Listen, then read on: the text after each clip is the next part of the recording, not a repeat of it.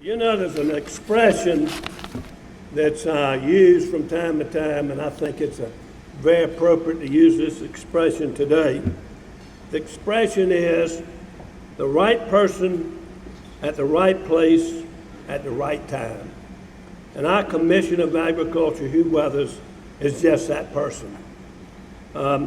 He has been a commissioner for the last 16 years.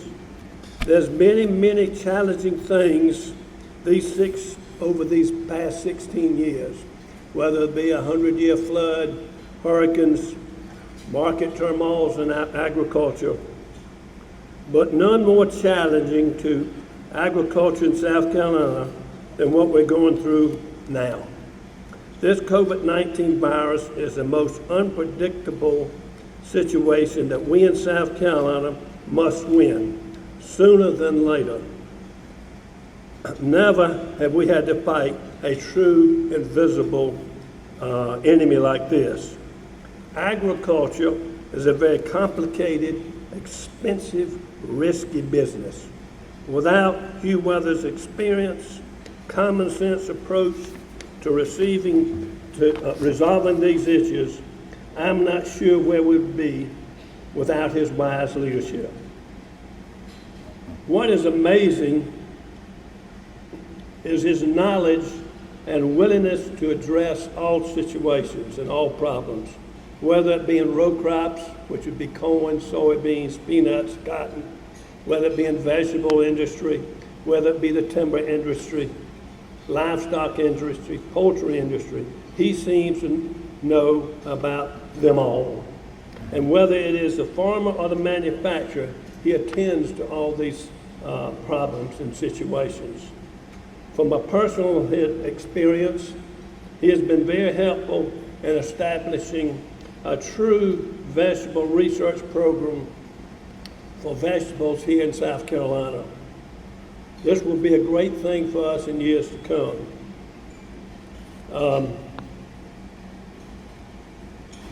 He has been most instrumental in getting certified South Carolina grown, and many of us have seen this.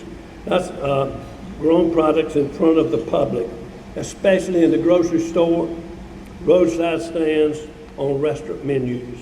A great thing for agriculture, South Carolina agriculture. And many of us, if you go to the grocery store, you'll see South Carolina grown, the restaurants. It's a great thing. But actually, his true passion really and truly is young people. And he has started a school at Clemson, a commissioner school for young people who are interested in agriculture. And he sort of zeroes in on these particular young people to get them interested in agriculture and take them to a different level than they may get in a normal school of agriculture that's taken at Clemson. It's been a great thing, and he's been very good at promoting that. So it gives me great honor to present a friend, a business partner, and a great South Carolinian, our own Commissioner of Agriculture, Hugh Weathers.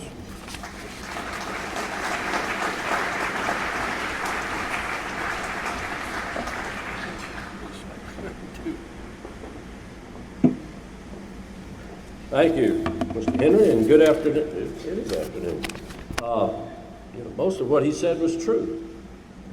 Next month, on September something, will be 16 years since I have been serving you as Commissioner of Agriculture. Henry's right. Some of the time I've been the right guy for the job. Some of the time I've just been the guy on the job. But my background and my passion about this industry that my family has been involved in. I'm the fourth generation on our particular farm in Orangeburg County. My great nephew would be the sixth, so we are a typical South Carolina family farm.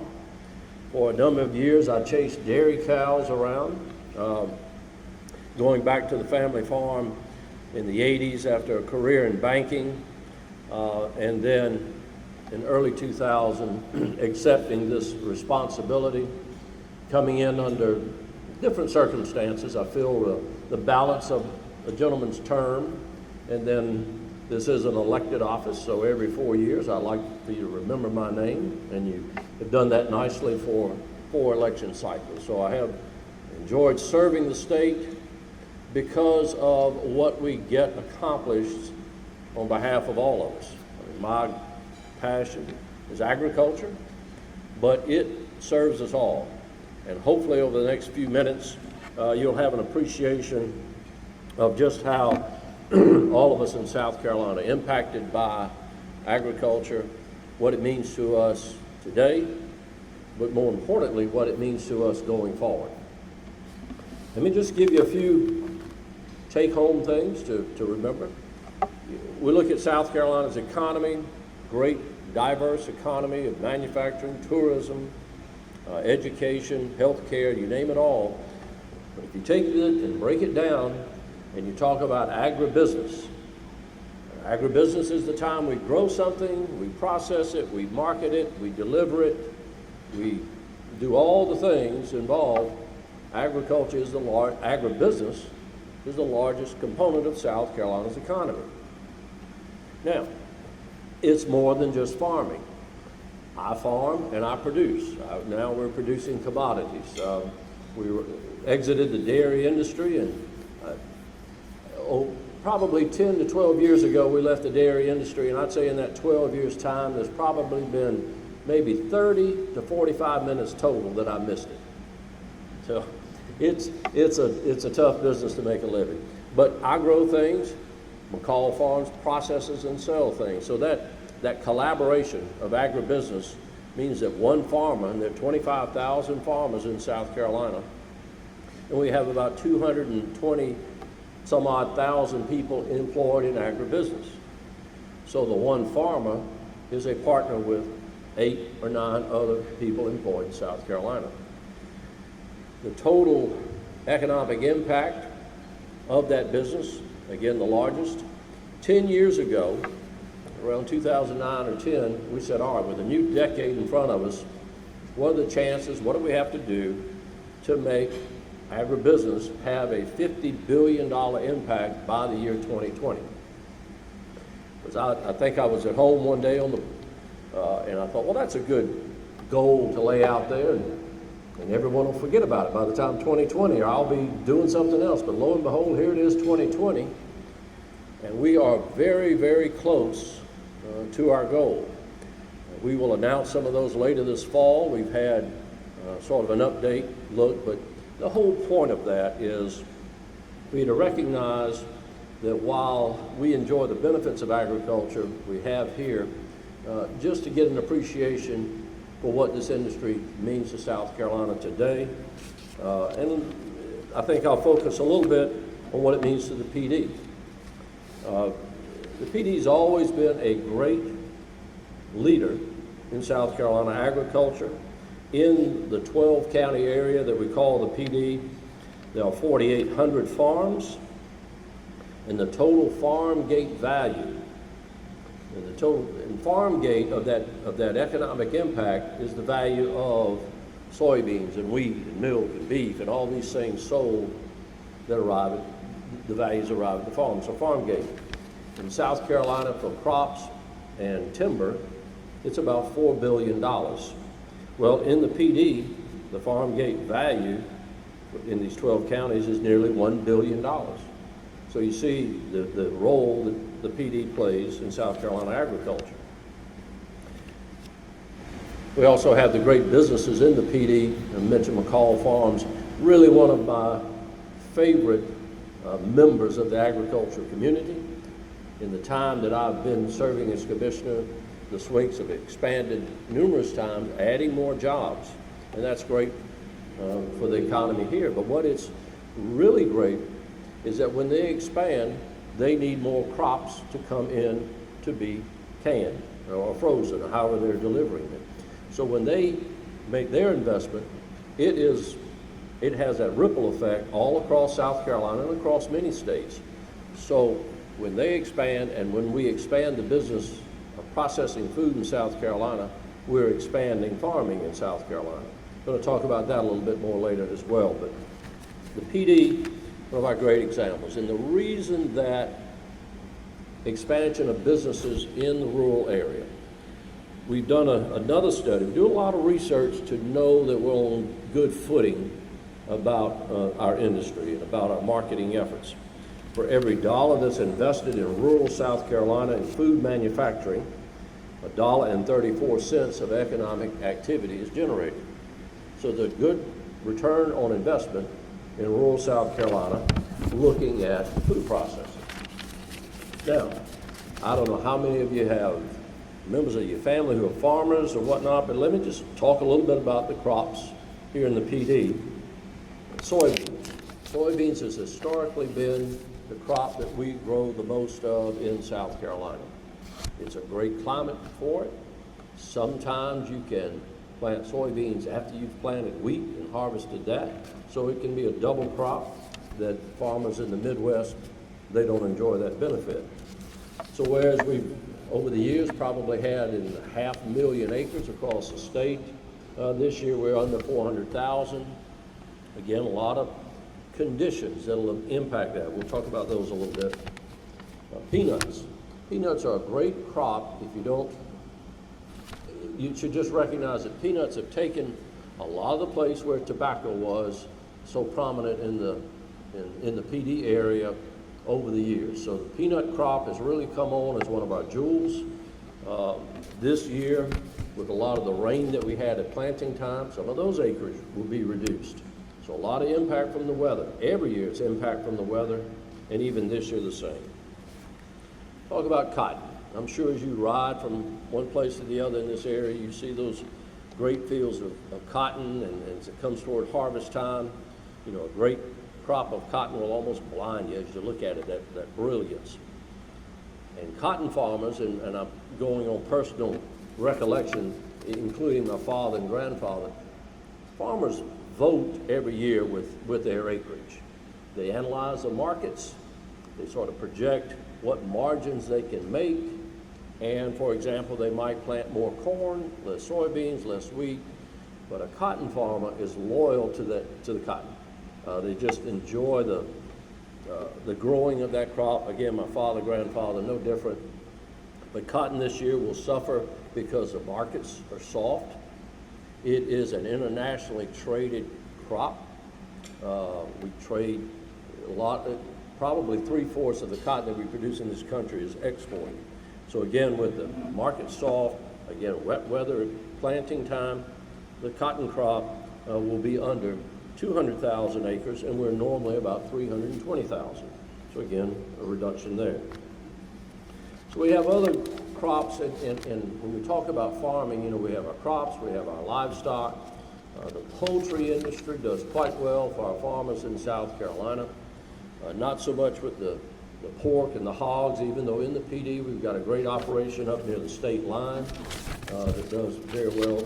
So as we break down that farm gate value that I spoke about earlier, really more of it is coming from livestock production than it is from crop. So again, for even a small state that South Carolina is, we have a pretty diverse agricultural economy. What are some of the things that are going on to help us position agriculture to be an even greater member of the South Carolina economy? Where are we now? Again, it's the largest industry, but we have folks like like the Swings, who are expanding from time to time. We have the inland port up in Dillon that has made a tremendous difference to the farmers growing the crops I mentioned earlier because of the importance of exports. The Charleston port is a great asset for South Carolina agriculture, working with the containers that we ship overseas. With the inland port, the value to the farmers for the crops, those farm gate values I talked about, have actually gone up because of the efficiencies of delivering the crops to the port via the train versus the truck. So again, the efficiencies are bringing more value to the farms. We have other developments going on. We have, not so long ago, Reese Foods locating here, probably 3 to 4 years ago now. Our goal, while they provided a lot of great jobs, our goal is to get them to work with us a little more closely to get some of the South Carolina crops in there. So it's our job, and again, once a company like that expands here, is to get the benefits accruing to our farmers. So what's happening with farming and agriculture during the COVID crisis? As Henry just alluded to, it is proven to be quite the challenge, but in some cases, opportunities for our farmers. We all saw the stories in the spring of the meat plants and the interruption of the food supply. You said, look at the shelves on the stores, they're empty. What's going on with agriculture? Well, really, there was nothing going on with production agriculture.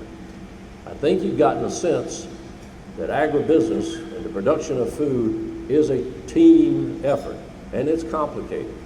The reason you saw the shelves empty in the spring was because the packaging for retail, for grocery shelves, is different than it is for restaurants. And with all the restaurants having to close, all of that volume of product could not be repackaged overnight or in a week's time or perhaps in a month's time.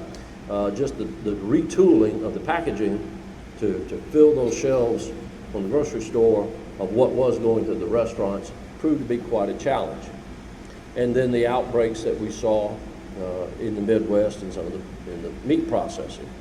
Luckily, meat processing is back at pre-COVID capacity, so we think those issues are behind us. But what will be some of the long-term effects of the COVID crisis? I think it might bode well for agriculture because people want to know more about the safety of their food. They want to know more about who's growing it, where is it coming from. It was mentioned about certified SC grown, and what that is South Carolina's farm label. When it's grown in South Carolina, we want you to know it, so that when you buy your food in whatever setting you're doing it, restaurant, retail, grocery, farmer's market, you look at that one little label, you know that those dollars will stay here in state. So certified SC grown is recognized by 80% of people across South Carolina. So we want that we think that linkage, if you will, between the consumer and the farmer will continue. We think it will have an impact on how companies might be investing in new facilities over the next decade. Again, seeing maybe the susceptibility of some of the large processing plants in the Midwest. We don't want that to happen again. So we may see more smaller processing facilities, more closely aligned with where the consumers are. Consumers in the United States, where 2/3 of us live east of the Mississippi, but most of that processing is taking place in the Midwest. That's a great system for the most part, but we wonder if people look at it differently, will it bode well for South Carolina? Right now, we have a study. Our beef, let's take our beef farms, for example. Most of our beef goes out west. It's calves. Once they're weaned off, they go out west. They get finished out in the feedlots, and they come back to us in a frozen state. Well, can we keep more of that here, add value in South Carolina? So what we're looking at now with the beef farmers in Clemson is, do we have enough threshold of beef activity to warrant more investment in processing facilities here? So again, the farmer gets more value, there's less environmental impact on moving these products all around the country, it's fresher, and again, going back to COVID, rather than such a concentration in one part of the country, we move it around. Hopefully that can happen all over the country. So I think the COVID issues have been challenging. I'll tell you some of the things that we've done when it became obvious we were going to be challenged with this. On our website, which is agriculture.sc.gov, it's a real catchy website, but it does tell you everything you need to know about what goes on in your Department of Agriculture. We put up a supplemental page that said, if your grocery store aisles are empty, here are places you can go and buy South Carolina food with other options. I think at last count we had like 36 or 40 of them listed, and our folks who put their listings on there said it has made quite a difference in their traffic. We got good comments back from the consumers to say we appreciate you telling us a little easier where we can find South Carolina products. So again, we did that. Another thing that we did, I'm especially proud of, the U.S. Department of Agriculture announced a program called Farmers to Families, and it was funded as a part of the COVID relief. Well, in the first part of it, not many South Carolina farmers or processors or distributors won any bids. We had very little business in South Carolina. So I had a concern, would it really help us? So we announced a privately funded effort called Farmers to Food Banks. And what we did, we raised dollars from South Carolina contributions, mostly corporate. My goal was to raise $500,000, and I think I ended up at $454,000. So, Mr. Chamber President, if you'll write me a check today to put me over the goal, that'd be great. So we raised this money, then we went out and had our food distributors bid on how much would you charge for a 20-pound box of vegetables to go to food banks. So we worked with about 8 or 9. We worked with nearly 40 farms, and I figured how many distribution places we delivered. I know we came to Harvest Hope here at the farmers market, and I came up for that, the arrival of that delivery, and just to see the looks on the manager out there, her reaction to say this is the freshest food we've ever seen. We get a lot of food, we've never seen it this fresh, and it'll make a great difference. So we did that. We finished up round 1. We'll do round 2 through September, I believe. So again, it's just my nature, it's the nature of what we do in the department to try to go that extra step on behalf of farmers and on behalf of South Carolina. So again, just a great project to be involved. We talked a little bit about where we go after COVID and what will the consumer across South Carolina and across the country want. And that's what the next thing we want. We've begun to do some research. Some of the things I've talked about that people will want to know more, where that food's coming from, how's it being grown, is it coming from another country? I think we'll be able to answer some of those questions. Give you a couple more little take-home facts about your food. Everybody, for the most part in South Carolina, loves good seafood. Well, if you like seafood, there's probably an 85 to 90% chance it came from another country other than the United States. Some people say, well, we've watched that, we know it, and I can still tell you a South Carolina shrimp when I eat one versus one that came in from somewhere else. That's alarming enough, but what has my attention, over half of the fruit that we consume in the United States comes from somewhere else. Now with vegetables, your mama told you eat your vegetables. Well, I'll tell you that too. I'm gonna tell you to eat South Carolina vegetables because over 30% of the vegetables that we eat in this country are coming from somewhere else. Now, we just redid the North American Free Trade Agreement. I don't know if you follow things called the USMCA, that's us in Canada and Mexico. A lot of product coming from Mexico. A lot of issues with that, but nevertheless, that's where we are. We're trying our best to bring that production back to the United States, back to South Carolina. I will tell you real quickly, and I'll just make a mention of it, you'll see an announcement next week that will tell you production is coming back to the United States. We will have an agribusiness announcement of an investment coming to South Carolina that will be the largest agricultural announcement in South Carolina history.